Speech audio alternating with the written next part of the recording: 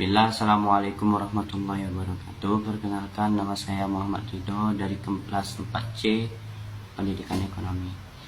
Saya akan menjelaskan sedikit mengenai apa itu pengangguran dalam ekonomi makro.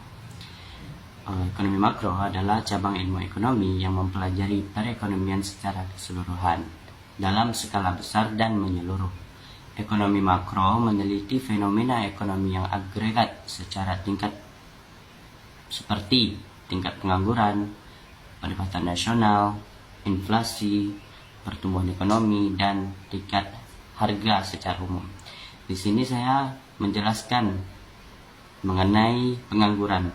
Nah, pengangguran merupakan suatu kondisi ketika seseorang yang termasuk dalam angkatan kerja, yaitu penduduk yang berusia produktif, yang mampu dan bersedia bekerja, tidak memiliki pekerjaan, dan sedang berusaha untuk mendapatkan suatu pekerjaan.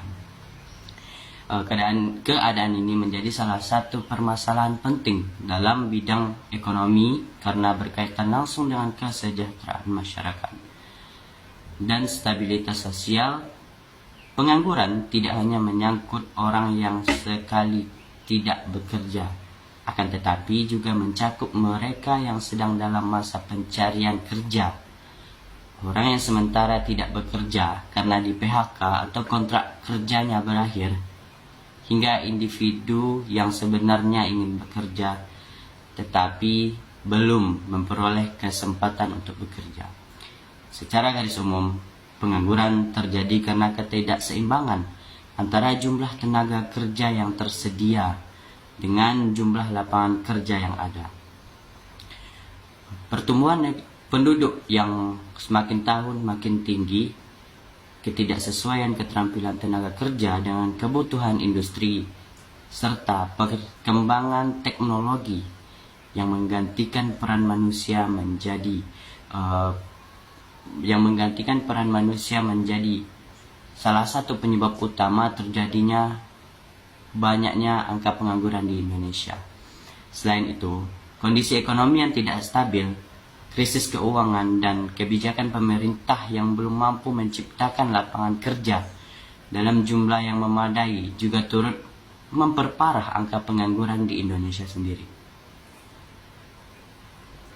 Nah, keberadaan pengangguran memiliki dampak yang amat luas, baik bagi individu tersebut maupun bagi negara.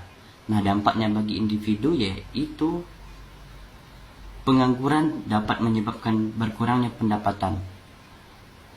Seterusnya, menurunnya daya beli dan memicu masalah sosial seperti kemiskinan, kriminalitas, serta ketidakstabilan dalam kehidupan berkeluarga.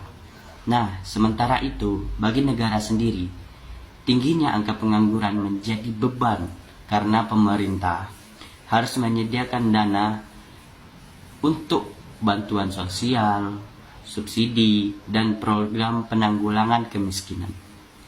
Selain itu, pengangguran dapat menghambat pertumbuhan ekonomi karena potensi sumber daya manusia yang seharusnya bisa berkontribusi dalam memproses atau proses produksi tidak dimanfaatkan secara optimal. Secara garis umum, pengangguran dapat dibedakan menjadi beberapa jenis. Yang pertama, pengangguran terbuka. Nah, pengangguran terbuka yaitu kondisi di mana seseorang benar-benar tidak memiliki pekerjaan sama sekali dan sedang aktif berusaha mencari pekerjaan.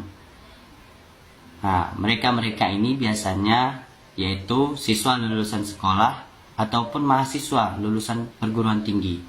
Ada juga pekerja yang terkena PHK ataupun masyarakat yang menghilangkan pekerjaan karena berbagai faktor. Pengangguran ini bisa terjadi karena lapangan pekerjaan yang terbatas atau karena adanya ketidaksesuaian antara keterampilan tenaga kerja dan kebutuhan pasar. Yang kedua ialah pengangguran terselubung.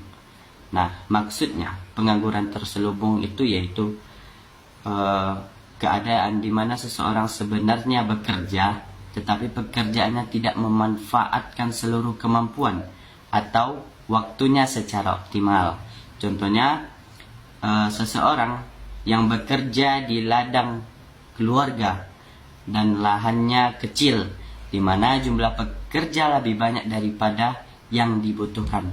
Nah, akibatnya produktivitas per orang menjadi sangat rendah dan keberadaannya tidak terlalu berpengaruh.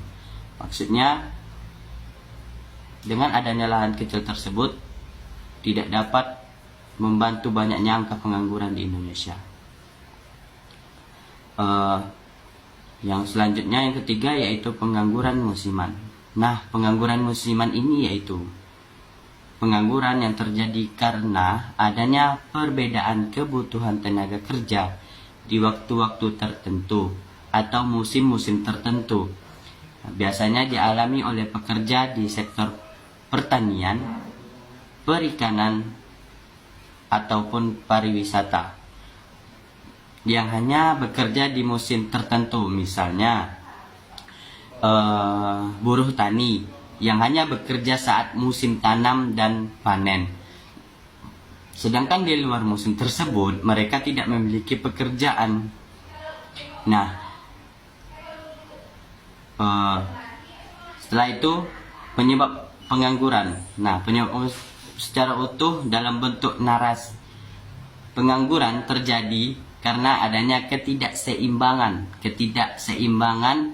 antara jumlah tenaga kerja yang tersedia dengan jumlah lapangan kerja yang ada di suatu negara ataupun wilayah.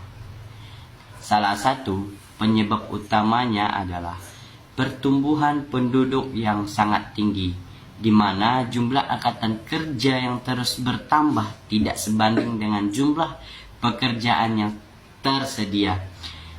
Kondisi ini dapat menyebabkan sebagian masyarakat usia produktif tidak mampu diserap oleh pasar kerja sehingga menjadi pengangguran. Nah, selain itu, ketidaksesuaian antara keterampilan kerja ketidaksesuaian antara keterampilan tenaga kerja dengan kebutuhan industri juga menjadi salah satu penyebab yang cukup dominan. Nah, banyak tenaga kerja yang belum memiliki potensi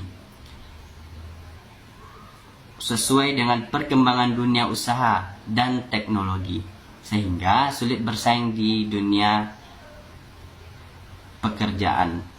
Faktor lain yang menyebabkan pengangguran adalah perkembangan teknologi yang begitu cepat. Nah, ini di mana banyak perusahaan beralih menggunakan mesin dan sistem otomatis dalam proses produksinya. Akibatnya, kebutuhan tenaga kerja manusia otomatis menurun karena perusahaan lebih memilih menggunakan alat otomatis. Akibatnya, kebutuhan tenaga kerja manusia menurun, terutama untuk pekerjaan-pekerjaan yang bersifat rutin dan manual.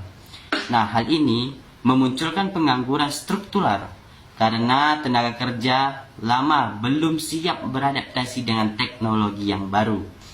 Selain itu, ketidakstabilan ekonomi seperti resesi, krisis moneter, atau perlambatan pertumbuhan ekonomi juga dapat memicu peningkatan angka pengangguran pada saat kondisi ekonomi memburuk. Nah, banyak perusahaan yang melakukan efisiensi biaya, termasuk dengan mengurangi jumlah tenaga kerjanya melalui pemutusan hubungan kerja.